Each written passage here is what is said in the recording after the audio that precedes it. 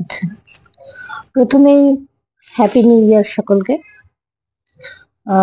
গতকালই আমি দুটো পোস্টার লঞ্চ করেছি। একটি হচ্ছে কেরিয়ার কাউন্সিলিং এর ব্যাপারে, আর আরেকটি অ্যাবাকাসের ব্যাপারে। তো সেটা নিয়ে এখন কথা বলতে আসিনি, সেইগুলো ডিটেলসে পরে বলবো আমি। তো এই সংক্রান্ত বিষয় নিয়ে বলতে গিয়ে আমার মনে হলো আরো কিছু কথা আমাদের সকলের একটু বোঝা উচিত। আজকের এই ভিডিও চাইল্ড কাউন্সিলিং নয় বা কেবলমাত্র প্যারেন্টদের উদ্দেশ্যে কথা বলাই নয়, এটা এই বিষয়টা আমাদের সবার বুঝতে হবে এবং বুঝতেই হবে, এবং এই নিয়ে আমাদের নতুন করে চিন্তা ভাবনা করতে হবে। আমাদের আজকের প্যারেন্টরা যেমন, তেমনি আজকে যারা পড়াশোনা করছে, জেন XYZ সবাই, মানে সমস্যাটা মূলত তাদেরই। একটু ভেবে দেখুন, আমরা যারা এখন মোটামুটি 30 থেকে 40-এর মাঝে আছি, আমরা যখন পড়াশোনা করেছি, মানে আজ থেকে 10-12 বছর আগেই ধরুন আর কি, খুব বেশি দিনও নয়। সেই সময়টা আমরা কি জানতাম যে আমরা মোটামুটি ভালো পড়াশোনা করলে আমরা পাস আউট হওয়ার পর একটা ঠিকঠাক জব পেয়ে যাব, ঠিকঠাক চাকরি একটা পাবো, যাতে আমার পরিবারকে নিয়ে আমার মোটামুটি স্বাচ্ছন্দ্যে কেটে যাবে। মধ্যবিত্ত মানুষের এই একটা চেনা প্যাটার্ন, এই চিন্তা ভাবনার মধ্যে আমরা বড় হয়েছি, এবং আমরা মোটামুটি এর উপর ভিত্তি করে করেও খাচ্ছি, আমাদের জীবিকা নির্বাহ করতে পারছি। চাকরি হোক, ব্যবসা হোক, মোটামুটি এই ধারণার উপর ভিত্তি করে যে পড়াশোনাটা আমাদের শিখতে হবে, ভালো করে পড়াশোনা করলে একটা মোটামুটি স্থিতিশীল চাকরি আমরা পাবো। এবার কি হয়েছে, গত 10 বছর, ভালো করে বললে ভারতের ক্ষেত্রে হয়তো 5-6 বছরেই এটার ইনফ্লুয়েন্সটা খুব বেশি বেড়েছে। এখানে চাকরির বাজার কিন্তু দ্রুত কমে আসছে। আমরা দেখছি সেন্ট্রাল গভর্নমেন্ট বলুন, স্টেট গভর্নমেন্ট বলুন, ক্লারিক্যাল জবগুলো যেমন দুটো ক্ষেত্রে উঠেই গেছে প্রায়। কেননা মানুষের যে জায়গায় ক্লারিক্যাল যে সমস্ত কাজ করতে মানুষের প্রয়োজন ছিল, সেই জায়গাটা এখন কম্পিউটার রিপ্লেস করে দিয়েছে। তেমনি আরো বহু ক্ষেত্রে কিন্তু ধীরে ধীরে রিপ্লেসমেন্ট চলে আসছে। যেমন মেডিকেল ক্ষেত্রে, মেডিকেল ফিল্ডে এখন ডাক্তাররা সরাসরি অপারেশন করার ছাড়াও বহু ক্ষেত্রে এখন কিন্তু মেশিন, AI যাকে বলছে আর কি, তারা খুব নিখুঁত অপারেশন করছে।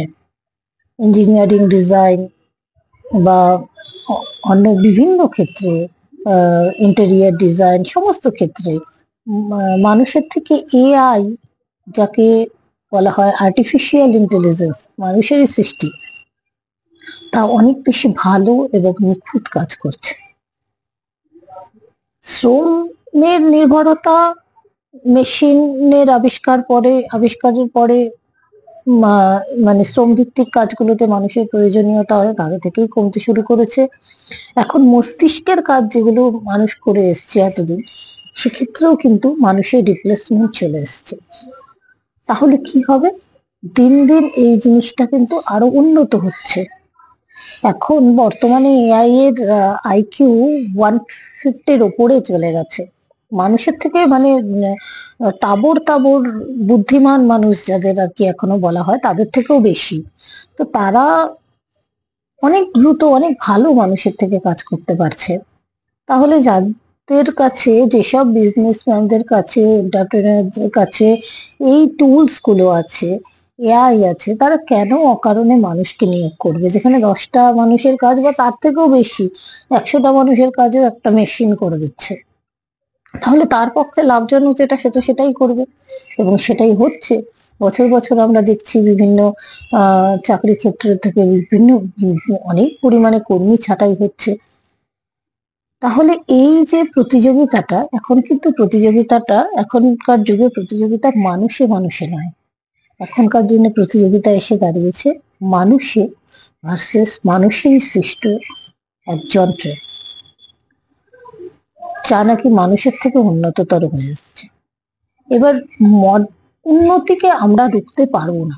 যুগের পরিবর্তন অনুযায়ী আমাদের পরিবর্তন হতেই হবে, এটার কোনো সেকেন্ড অপশন নেই যে না এটা এই নিয়ে আর কাজ করা বন্ধ করে দিই বা এই নিয়ে আমরা আর এগোবো না, তাহলে মানুষের কাজ থাকবে, এটা হয় না। তাহলে আমাদের উপায় কি? আমাদের জীবিকার ক্ষেত্র কি করে তৈরি হবে? বিশেষ করে আজকে যারা আমাদের ছেলেমেয়েরা যারা বড় হচ্ছে, যারা এখনো 5, 10 বা 15 বছরও বয়স আমি বলবো, তাদের কিন্তু ভবিষ্যতে চাকরি জিনিসটা আর থাকবেই না বলতে গেলে।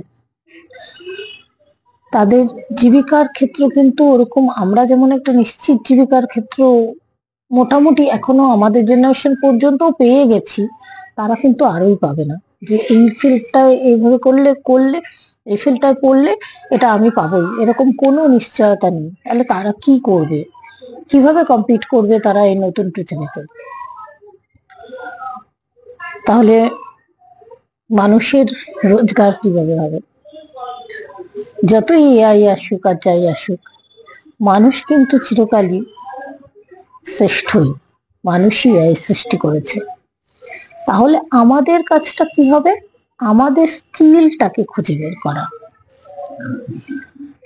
মানুষ, প্রতিটি মানুষের মধ্যে কিছু নির্দিষ্ট স্কিল থাকে, আর সেই স্কিল মানে দক্ষতা, যে বিষয়ে যার দক্ষতা, এটা কিন্তু এমন নয় যে আমার ছেলে আমার মতোই হবে বা আমার ভালো লাগার বিষয়টিতে আমি মিউজিকে ভালো বা আমি ম্যাথে ভালো বলতে আমার ছেলে বা মেয়ে সেটাই পাবে, এমন কোনো নিশ্চয়তা নেই। পেতেও পারে, নাও পেতে পারে, বেশিরভাগ ক্ষেত্রে হয়তো পাই না।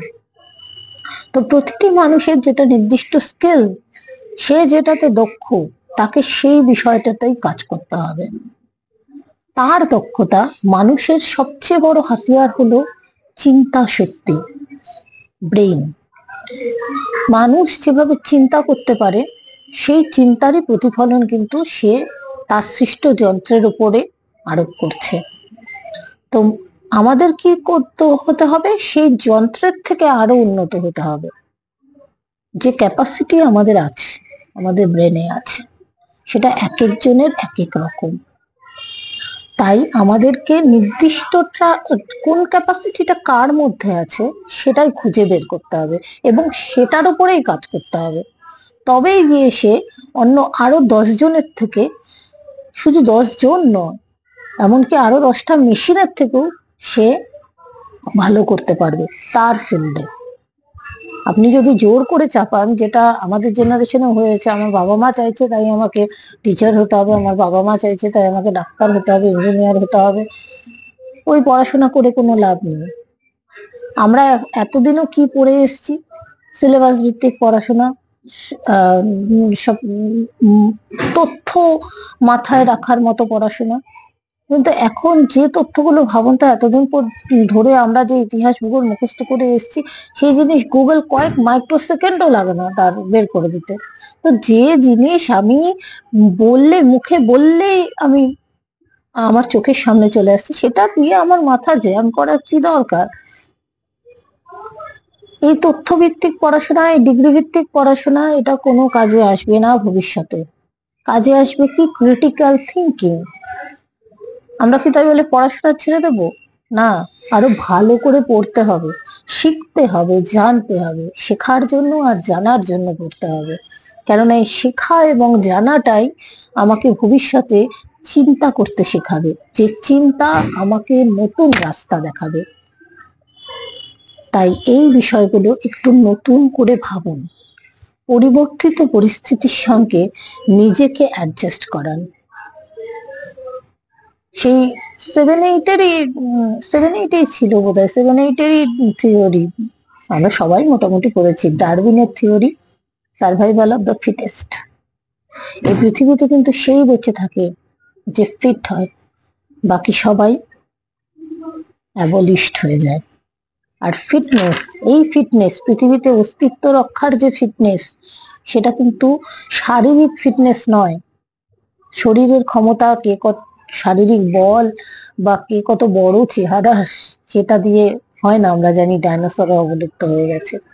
এই ফিটনেস অভিযোজনের ক্ষমতা, পরিবর্তিত পরিস্থিতিতে নিজেকে মানিয়ে নেওয়ার ক্ষমতা, সেটা যার মধ্যে থাকবে সেই কিন্তু এই পৃথিবীতে বেঁচে থাকবে, এমনকি রাজও করবে। আর এই ফিটনেস আছে মস্তিষ্কের ফিটনেস থেকে। তাই এই বিষয়গুলোতে এখন থেকেই আমাদের খুব গভীরভাবে ভাবনা চিন্তা করা দরকার, এবং এভাবেই আমাদের নিজেদেরকে এবং আমাদের পরবর্তী জেনারেশনকে গাইড করা প্রয়োজন। যে আমাদের এই পৃথিবীতে বেঁচে থাকতে গেলে পরিবর্তিত পৃথিবীর মতো নিজেদেরকে তৈরি করতে হবে। আমার মতো পৃথিবী তৈরি হবে না। এটা হার্ড ওয়ার্কের নয়, স্মার্ট ওয়ার্কের যুগ। আর এই কথাগুলো কিন্তু আমি বলছি না, আমি অ্যানালিসিস করে বলছি এমন নয়। এই কথাগুলো বলছেন পৃথিবীর তাবর তাবর শিক্ষাবিদ, অর্থনীতিবিদ, এন্টারপ্রেনিউর, সবাই। একটু খোঁজ খবর রাখুন। আপনার হাতে তো এখন জগৎ রয়েছে, সেই জগৎকে কাজে লাগান, এবং সবচেয়ে বড় আপনার মস্তিষ্ককে কাজে লাগান।